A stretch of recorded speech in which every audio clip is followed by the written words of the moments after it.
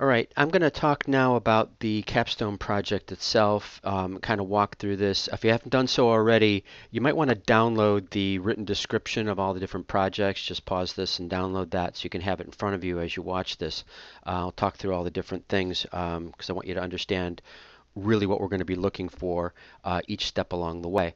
So this is a five-part project. Used to be six, now it's just five. So we've cut down a little bit. It's intended to build on your prior work. So you'll actually notice there's like a whole like a prior work section, which you hopefully have already done in an earlier course. So there's whole portions of this final product that you're not going to do in this course. You hopefully have already done it. So that doesn't mean you can't make changes and polish it up, but the hopefully it's not a heavy lift for this class.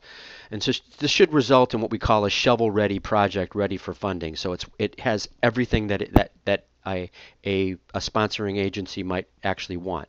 So it knows what's the problem you're trying to solve. It knows exactly what your approach is. It knows what your team is, what facilities you have to pull this off, what approach you're going to take, what are the deliverables going to be. It knows everything, the budget, everything, and the timelines. And so we're going to spread this over the entire course. I put this on a schedule, so don't do it all at once. You'll notice that while each part of each of the projects has a deadline in the LMS, they're kind of soft deadlines. So if you need a few extra days, please don't bother asking me if you can have a little extra time. The answer is yes. You go ahead and take a little extra time. It's just I give you the deadlines because it'll keep you on a schedule and it'll keep you from finding yourself with a week or two left to go in the course and basically the whole project to do, which won't go well. So you're going to want to pace yourself throughout the quarter to make sure that you finish on time and get your best final product. So project one is what we call requirements. And so the gist of this is that I think everybody in DoD and VA knows these are tax dollars we're dealing with, and we don't speculate. We don't give money out just because we think something is a good idea. There's got to be some kind of a requirement. So what I'm going to ask you to do is to do a little homework now. Is contact funding offices, look at BAA announcements, other things where the government, DoD, VA, etc., is saying these are the problems that we have, and what you're going to come along is you're going to marry that up with what it is you are proposing. Keep in mind that more often than not, it's not going to be a direct. Don't expect some funding agency to ask for exactly what it is you want to do. It's going to be far more general than that. So somebody's going to be looking for mobile applications for particular types of medical procedures, and yours happens to be something like that, or you want to test out something like that, or some new thing that you want to do with a mannequin simulator. That it'll be described at a fairly high level, so you're going to have to be a little creative in how you match what you're proposing with what is being asked for. Then I want you to give me a few sentences on what it is you're actually doing. So I mean, I wasn't around for the first three courses, so I don't know what you've said yet. So give me a refresher on what it is you're actually talking about doing, and what sources did you use to justify your idea. So that can be academic. I mean, a lot of times you'll find an academic paper that'll say, hey, it'd be really great if somebody solved this problem, and you want to solve that problem. That's kind of what we're looking for there. You're also going to want to tell me who needs this. So what's the community that's going to benefit from what it is you're actually doing?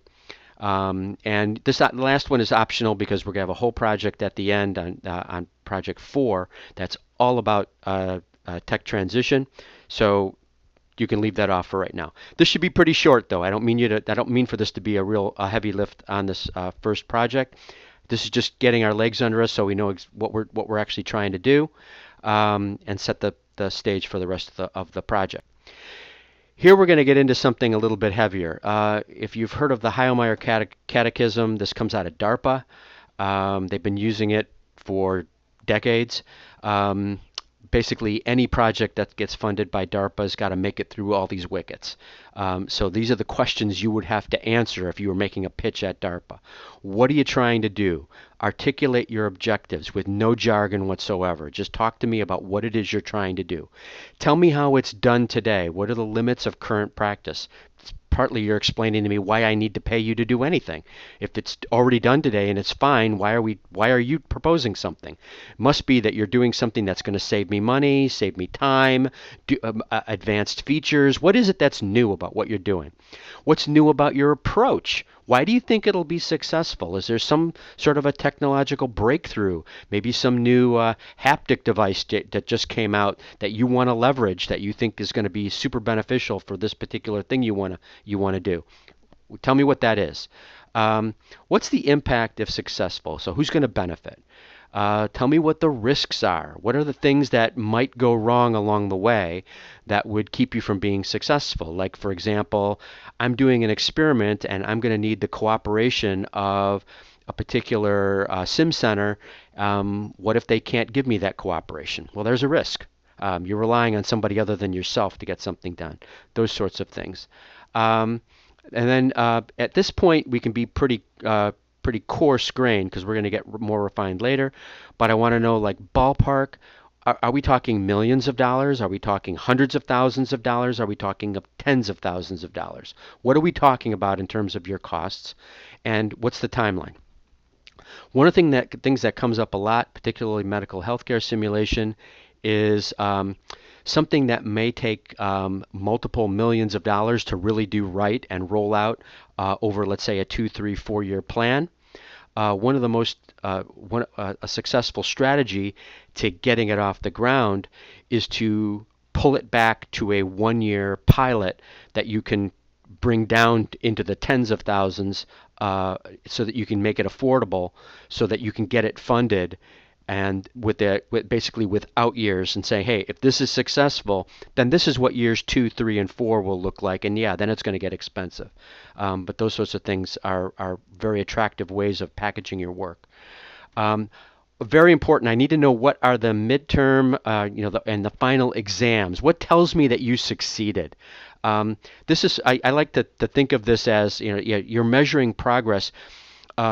Program officers they always have to report up their chain of command on what it is they're funding and how's everything going. So they're going to need to be able to know, you said that by month 9 you were going to have this particular thing done. Did you have that done? Can I evaluate it in some way?